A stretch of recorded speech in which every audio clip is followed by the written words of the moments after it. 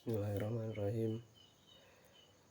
Innal hamdalillahi nahmaduhu wa nasta'inuhu wa nastaghfiruhu wa na'udzu billahi min syururi wa min sayyiati a'malina. Man yahdihi fala mudilla lahu wa man yudlil fala hadiyalah. Pada hadirin yang dimuliakan Allah Subhanahu wa taala, pertama marilah kita panjatkan puja dan puji syukur kehadirat Allah Subhanahu wa taala yang telah memberikan berjuta kenikmatan kepada kita sehingga kita dapat berkumpul di waktu yang dan tempat yang sama ini. Salawat dan salam semoga tetap tercurahkan kepada junjungan kita Nabi besar Muhammad SAW yang telah membimbing kita menuju dunia yang terang dan jelas, yaitu Adinul Islam. Semoga kita selalu mencintainya dan berselawat kepadanya sehingga kita diakui sebagai umatnya yang mendapatkan syafaatnya di akhir nanti. Amin ya rabbal alamin. Hadirin yang dimuliakan Allah, pastinya saya di sini ingin mengajak kepada hadirin sekalian dan sekalian diri saya, marilah kita selalu berusaha meningkatkan keimanan dan ketakwaan kita kepada Allah Subhanahu wa taala dan terus menjalankan seluruh perintahnya dan menjauhi larangannya. Semoga Allah Subhanahu wa taala senantiasa memberikan bimbingan dan kekuatan pada kita. Amin ya rabbal alamin. Para hadirin yang dimuliakan Allah Subhanahu wa taala, seluruh ilmu seharusnya dapat menjadikan kita semakin mendekatkan diri kepada Allah Subhanahu wa taala. Maka setiap muslim diwajibkan untuk ilmu. Hal ini sesuai dengan hadis Nabi Muhammad SAW, "Thalabul ilmi faridatun 'ala kulli muslim." Artinya, menuntut ilmu adalah kewajiban bagi setiap individu muslim.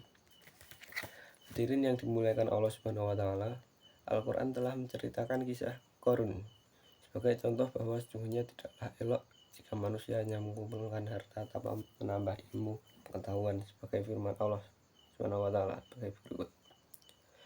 Qala innama utitu ilmi 'indi awalam ya'lam annaha qad ahlaka min qablih minal quruni man huwa asaddu minhu quwwatan wa aktsara jam'a wa yus'alu an dzunubihimul mujrimun. Al-Quran Surat Al-Qasas ayat 28. Hadirin Jumat yang dirahmati Allah Subhanahu wa taala, memang benar bahwa mencari ilmu sungguh terasa berat, apalagi ilmu-ilmu yang dapat semakin mendekatkan diri kita kepada Allah Subhanahu wa taala. Jika kita ingin beruntung di akhirat kelak, maka ilmu pula lah yang mendekatkan keberuntungan dan fadl itu Allah Subhanahu wa taala. Sebagaimana hadis Nabi Muhammad SAW, "Man araddunya wa alaihi bil ilmi wa man rol akhirata wa alaihi bil ilmi wa man arhum fa alaihi bil ilmi." Artinya, siapapun yang menghendaki keberhasilan dunia maka ia harus berilmu. Siapapun yang menghendaki keberuntungan akhirat ia pun harus berilmu. Dan siapapun yang menghendaki keduanya tentu ia harus berilmu. Hadirin yang berbahagia, tersebut dalam kitab Hiyatul Auliyah Tabaqatul Asfiyah bahwa mencari ilmu merupakan ridha Allah Subhanahu wa taala adalah ibadah. Belajar adalah mengingat kebesaran Allah Subhanahu wa taala. Sahabat mudah juga mengatakan mencari ilmu adalah perjuangan yang pahalanya seperti berhijab.